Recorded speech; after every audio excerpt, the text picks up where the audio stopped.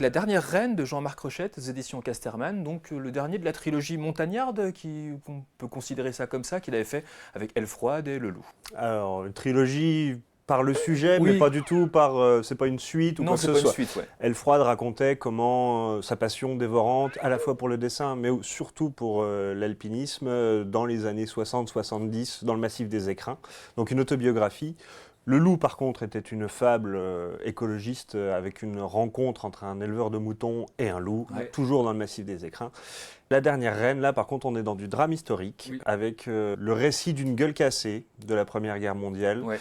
originaire du Vercors, qui va aller à Paris rencontrer une artiste plasticienne qui va lui reconstruire le visage. Ouais. C'est le début d'une histoire d'amour, mais comme je l'ai dit, c'est un drame historique. Oui. Donc voilà. Après, je ne vais pas développer sur les rebondissements et tout. Il y a quand même un personnage qu'on voit sur la couverture qui est quand même central aussi. Il est sur la couverture, donc on peut en parler quand même de cet ours un petit peu. Voilà, la dernière reine, c'est le dernier ours du massif, enfin des Alpes, Ouais. abattu à la fin du 19e, dont est le témoin le protagoniste principal. Oui.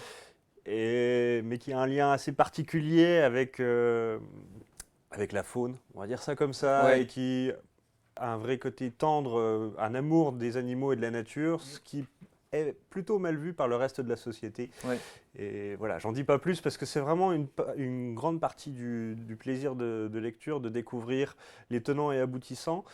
Rochette, encore une fois, magnifie le massif des Alpes. Oui. C'est une déclaration d'amour à la nature, à la beauté de la nature et à la rédemption qu'elle peut amener à l'homme. Ouais, et je trouve d'ailleurs au fur et à mesure son trait de plus en plus fin, en plus sur ces derniers volumes.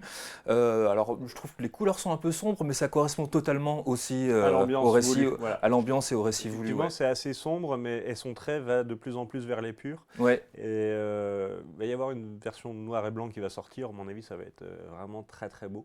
Moi, je trouve que Rochette, c'est un dessinateur qui a une carrière assez atypique et qui mérite vraiment un coup d'œil parce qu'il a connu le succès un petit peu avec le transpersonnage. Oui.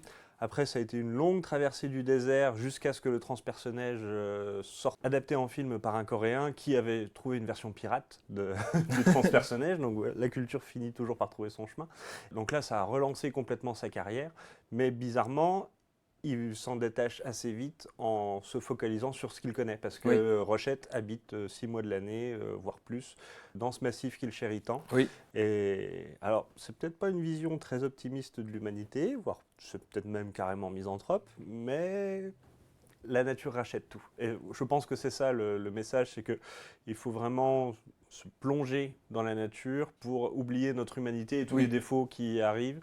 Et voilà, c'est vraiment un très très beau livre. Oui. Pour moi, c'est le meilleur des trois, et pourtant, je sais que j'ai aimé Elle froide et Le loup.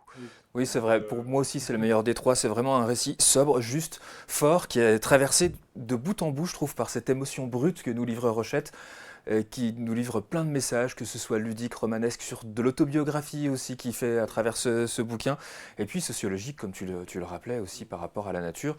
Donc ça s'appelle La dernière reine, c'est de Jean-Marc Rochette aux éditions Casterman.